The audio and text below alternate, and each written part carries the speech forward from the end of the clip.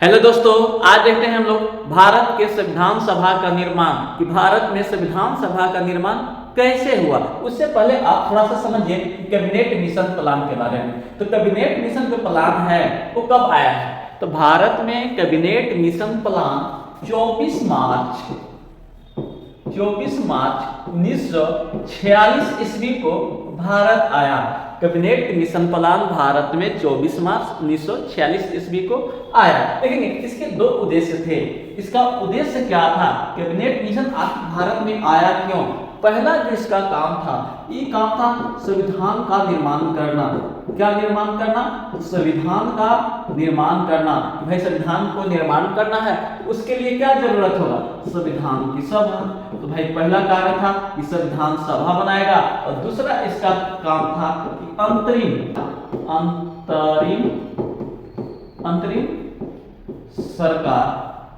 सरकार बनाना इसका दूसरा उद्देश्य था। तो संविधान सभा का निर्माण करना और अंतरिम सरकार बनाना किसका उद्देश्य था? कैबिनेट मिशन प्लान का। इसमें 3 सदस्य आए थे। 3 सदस्य। पहला जो जिसका नाम है पैंथिक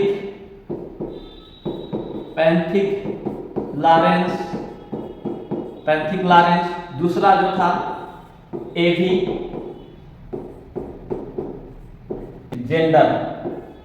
एलेक्जेंडर। दूसरा कौन आया है? एवी एलेक्जेंडर। तीसरा कौन आया है आपका? वो आया है आपको स्टैफोर्ड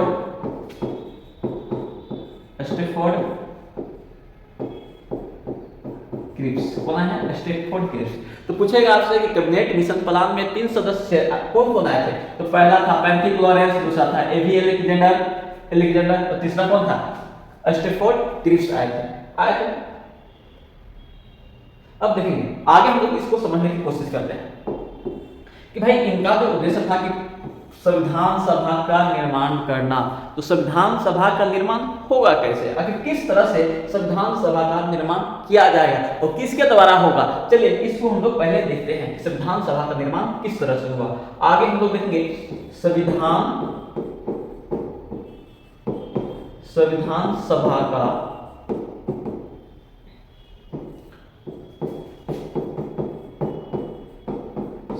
सभा का निर्माण देखेंगे। कैबिनेट मिशन प्लान तो आकर के बोल दिया कि भारत के लोग जो है संविधान अपना बनाएंगे। तो उसके लिए क्या, संविधान बनाने के लिए क्या चाहिए? संविधान सभा। एक संविधान सभा की आवश्यकता होगी, और उस संविधान सभा में कौन कौन जाएंगे, इसका जो चुनाव है भारत की जनता के द्वारा किया जाएगा। तो अब देखेंगे अब क्या किया कि भारत की जनता ने, भारत के लोगों ने, भारत के जो लोग हैं या जो जनता है, भारत की जनता क्या किया कि 1585 लोगों को चुना। 1585 लोगों को चुना किसके लिए? संविधान सभा के निर्माण के लिए। लेकिन 1585 लोगों ने क्या किया कि 389 लोगों को इस चुनाव के लिए 389 लोगों को संविधान बनाने के लिए सदस्य के चुने गए। तो संविधान सभा के निर्माण के लिए कितने सीटें की आवश्यकता हुई? 389 जो चुना गया है किसके द्वारा? 1585 के द्वारा। और 1585 कौन चुना है? भारत के लोग चुने हैं। तो पहला क्वेश्चन आपसे बनता है कि भारत के संविधान सभा के निर्माण के लिए ना जो चुनाव हुआ वो प्रत्यक्ष हुआ कि अप्रत्यक्ष? तो चुनाव कैसा, आप देख रहे हैं कि चुनाव कैसा है? अप्रत्यक्ष ना। संविधान सभा के लिए कितने सदस्य की आवश्यकता हुआ? सदस्य के लिए 389। यहाँ 389 लोग मिलकर के ही भारत के संविधान बनेगा। अब देखेंगे चुनाव कैसा हुआ है?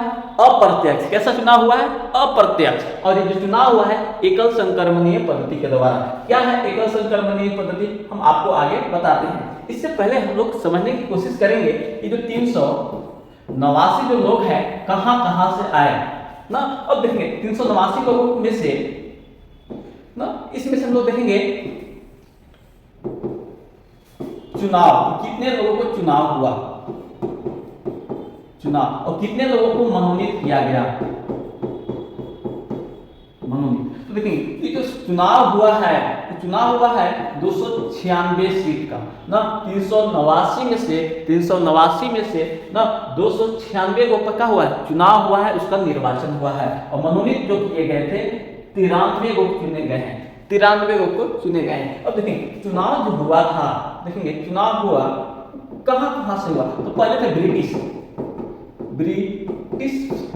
प्रांत, ब्रिटिश प्रांत। तो ब्रिटिश प्रांत का जो चुनाव हुआ है इसमें, कि ब्रिटिश प्रांत 292 को चुनाव हुआ है। तो दूसरा जो था वो था कमिश्नरी स्टेट। कमिश्नरी स्टेट कितने थे? 4। कमिश्नरी स्टेट कितने थे? 4। अब ये तो देसी रियासत, देसी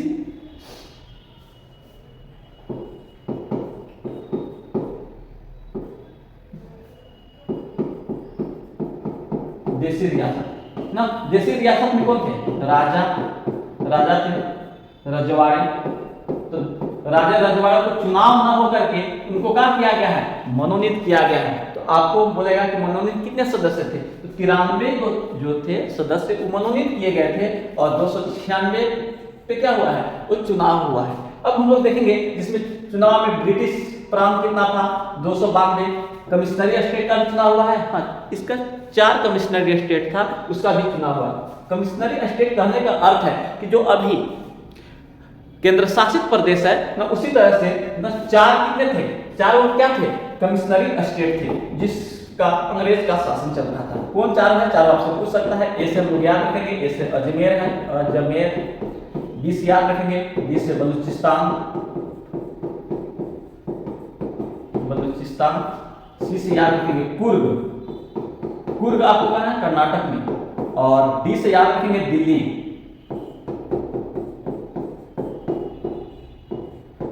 तो देखेंगे ये 4 क्या थे? कमिश्नरी स्टेट। तो कमिश्नरी स्टेट याद करने का सिंपल तरीका ए बी सी डी। ए से अजमेर, बी से बलूचिस्तान, सी से कुर्ग, और डी से क्या हो जाएगा? आपका दिल्ली हो जाएगा। देखिए जो बलूचिस्तान है, जब पाकिस्तान का बंटवारा होगा वो चला जाएगा किसमें? पाकिस्तान में ना। बलूचिस्तान बाद में किसमें चला जाता है? पाकिस्तान में चलता है। और भारत में 3 को बचता है, अजमेर, कुर्ग और दिल्ली बचता है। अब हम लोग देखेंगे कि जो आपको 389 सीट था ना, 389 सीट में से ना सामान्य वर्ग कितने थे? ना सामान्य वर्ग। अब कहेंगे देखेंगे 389 में से हम आपको बोले हैं कि चुनाव कितना में से हुआ है? 389 में से जो चुनाव हुआ है वो है 296 पर। चुनाव कितने पर किया गया है? 296 सीट पर चुनाव हुआ था। और चुनाव कैसा था? प्रत्यक्ष था कि अप्रत्यक्ष? जो चुनाव था बिल्कुल अप्रत्यक्ष था। इसमें सामान्य वर्ग का भी सीट दिया गया है, बिल्कुल। इसमें सामान्य वर्ग का सीट था 213 सीट था। मुस्लिम को भी सीट दिया गया है, इसको सीट दिया गया था 79 ना। और सिख लोगों को 4 सीट दिया गया है। कितनी सीट? 4 सीट दिए गए थे। ठीक है। अब देखेंगे इसमें से भी क्या किया गया है ना, कि महिलाओं को पूछेगा कि महिला की सीट कितनी थी? तो महिला की सीट कितना था? 15। देखेंगे इसको जोड़िएगा तो कितना हो जाएगा? 296 हो जाएगी ना। सामान्य वर्ग का 213, मुस्लिम को कितना दिया गया है? 79, और सिख को कितना दिया गया है? 4 सीट दिया गया है। जोड़ेंगे तो कितना होगा? 296। इसी में से आपको महिला कितनी थी? 15 महिला थी। और आपका एससी को भी सीट दिया गया है। एससी को दिया गया है 26, और एसटी को दिया गया है 33 सीट दिया गया था। इसको भी आप याद रखेंगे, कभी कभी एग्जाम में आपका भी पूछेगा कि महिला की सीट कितनी थी? 15 सीट था ना। एससी कितना थे? 26 सीट थी। और एसटी कितना थे? इसमें 33 को सीट दिया गया था। आगे हम लोग देखेंगे कि रिजल्ट भाई चुनाव हुआ, किनका सीट है जो अधिकतम आया। तो चुनाव का रिजल्ट देखेंगे। चुनाव कितना पे हुआ है? 296 में ना। इनमें से सामान्य वर्ग थे, मुस्लिम थे, सिख थे। और इन्होंने क्या किया कि अब अलग अलग पार्टी से लड़ेंगे। इसमें देखेंगे पार्टी कौन कौन था उसको हम लोग देखते हैं। पहला पार्टी कांग्रेस, दूसरा मुस्लिम लीग, तीसरा निर्दलीय,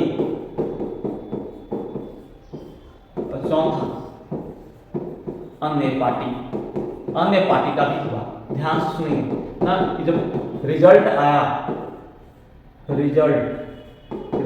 आया ना, तो रिजल्ट जब आया है, ध्यान सुनिए, रिजल्ट आया तो कांग्रेस ने कितना सीट लाया, मुस्लिम लीग ने कितना सीट लाया, निर्दलीय जो थे, जो कोई पार्टी से नहीं लड़ रहे थे, उन्होंने कितना सीट लाया, और अन्य पार्टी जो अलग अलग नया पार्टी से लड़ रहे थे उन्होंने कितना सीट लाया। देखेंगे तो आपको चुनाव कितना पर हुआ है, 296, इसी में से कांग्रेस 208 ले आया। कितने ले आए, 208 सीट को ले आया है, कांग्रेस ले आई ना, और जो मुस्लिम लीग है वो 73 ले आया। और जो निर्दलीय थे, जो कोई पार्टी से नहीं लड़ रहे थे, उन्होंने जो सीट लाया वो लाया है आपका 8। कितना लाया है, 8। और अन्य पार्टी जो अलग अलग नए पार्टी से लड़ रहे थे उनका जो सीट की संख्या था कितना था, 7। कितना है, 7 सीट था। अब देखिए इतना सारा तो हो गया, तो सबसे ज्यादा सीट किसका है, कांग्रेस का। कम किसका है, मुस्लिम लीग का। मुस्लिम लीग यहीं से गुस्सा गई और बोली कि हम लोग एक अलग देश बनाने जा रहे हैं जिसका एक नया संविधान होगा। इन्होंने क्या किया जी, संविधान सभा में भाग बिल्कुल नहीं लिया, भारत के संविधान सभा का बहिष्कार कर दिया। उन्होंने कहा कि अब हम लोग अलग सीट बनाएंगे, अलग संविधान बनाएंगे, हम लोग के लिए अलग क्षेत्र दे दिया जाए। तो अब देखेंगे मुस्लिम लीग यहां से हट गई, और मुस्लिम लीग के हटने के बाद मुस्लिम लीग के हटने के बाद मुस्लिम लीग के हटने के बाद जो सीट बचा, तो भारत के बाद सीट बचा 299। कितने बचे, 299 ना, 299 सीट बचे ना। और जो था वो कहां चले गए, पाकिस्तान की ओर चले गए। अब देखेंगे अब क्या हुआ कि हाँ इतना लोग जो हो गए, 299 लोग मिल करके ही भारत का संविधान बनाएंगे। अब भाई 299 लोगों को चुना गया कि आप भारत का संविधान बनाइए, कहीं कुछ तो मुस्लिम लीग लेकर के सीट चली गई। अब देखेंगे अब बैठक हुआ, संविधान सभा की प्रथम बैठक, संविधान सभा की प्रथम बैठक। तो संविधान सभा का जो प्रथम बैठक हुआ, तो संविधान सभा का प्रथम बैठक हुआ है 9 दिसंबर 1946 ईस्वी को। देखिए कब हुआ जी, 9 दिसंबर 1946 ईस्वी को संविधान सभा की प्रथम बैठक हुआ। कहाँ हुआ है आपको, दिल्ली में सेंट्रल हॉल में, दिल्ली के सेंट्रल हॉल में हुआ है 11 बजे ना। अब देखेंगे इसमें कितने लोग आए, 299 में से कितने लोगों ने संविधान सभा की प्रथम बैठक में भाग लिया। वो जो सदस्य जो आए थे वो आए हैं 207 सदस्यों ने संविधान सभा की प्रथम बैठक में भाग लिया। अब हम लोग देखेंगे आगे कि इसमें अस्थाई पूछेगा, अस्थाई सदस्य किसे चुना गया है, तो अस्थाई सदस्य चुना गया है सच्चिदानंद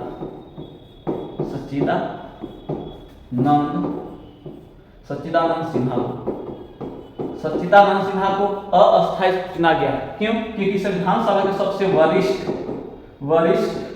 वरिष्ठ नेता थे वो सच्चिदानंद सिन्हा। तो सच्चिदानंद सिन्हा को अस्थाई क्या बनाया गया है, अध्यक्ष बनाया गया है। क्या बनाया गया है, अध्यक्ष बनाया गया है। ठीक है, इसमें उपाध्यक्ष बनाया गया है, बिल्कुल कहेगा कि उपाध्यक्ष जो बनाया गया है, उपाध्यक्ष बनाया गया है किसको, वो बनाया गया एससी मुखर्जी को। एससी मुखर्जी को कब बनाया गया है, उपाध्यक्ष। क्या बनाया गया है, उपाध्यक्ष। आगे हम लोग देखेंगे इसके बाद दूसरी बैठक, संविधान सभा की दूसरी बैठक कब हुआ, तो संविधान सभा की दूसरी बैठक जो हुआ है, संविधान सभा की दूसरी बैठक, संविधान सभा की जो दूसरी बैठक है, दूसरी बैठक हुआ है 2 दिन के बाद ना, 11 दिसंबर। कब हुआ है, 11 दिसंबर 1946 ईस्वी। कब हुआ है, 11 दिसंबर 1946 ईस्वी को। अब देखेंगे इसमें अस्थाई अध्यक्ष बनाया गया, अस्थाई